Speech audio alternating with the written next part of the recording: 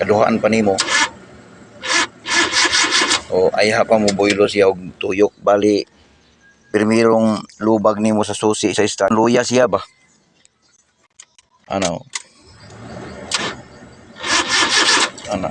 So dili ba pareha sa uban ba nga kanang pag start nimo diretso ra.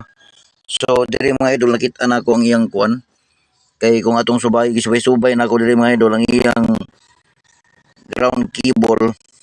So diya sa chassis nakataod sa iyang body ground kadto mga idol oh. So gikan sa chassis paingon sa makina kinira ang gisaligan niya mga idol. So init gani kayo ni karon bago pa tang nag-start init siya. So pasabot mga idol kulang ni sa ground.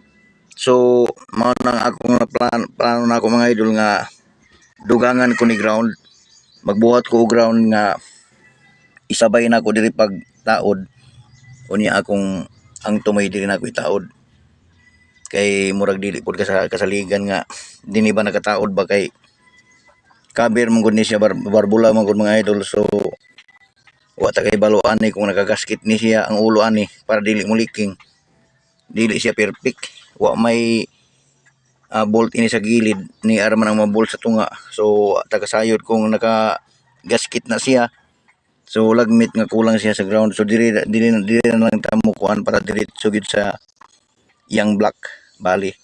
So itaod na to mga akong nauna nang may idol nga buhaton kani kinira unya pabutangan ako nig mga terminal sa isig katumoy. Kini may akong buhaton mga idol kining copper tube, nakakita ko copper tube diri mao ni atong laparon unya bangagan para mo atong sari mga idol. Nakahimo na ta, bali ibutang na nato na diya mga idol unya dugdog ko nato laparon nato ba.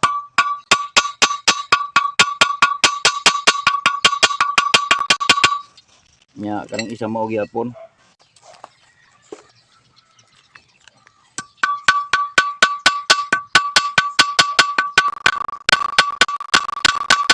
unya bangagan nato ni mga idol nga igo sa yang bolt kining duha.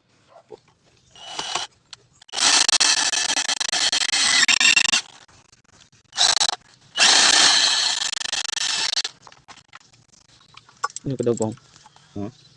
Yung kadog mo ka na to.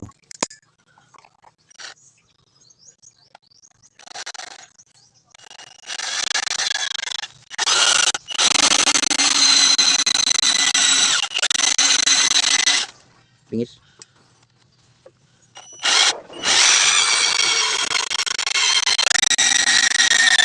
Para mga idol ato sang limpiwan mga idol.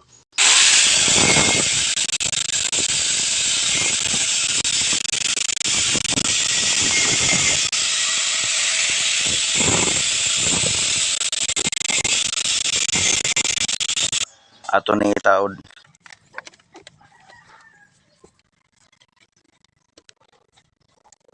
So nataod na to mga idol ang iyang atong gibutang nga ground. Testingan nato ni mga idol kung okay ba. La try nato.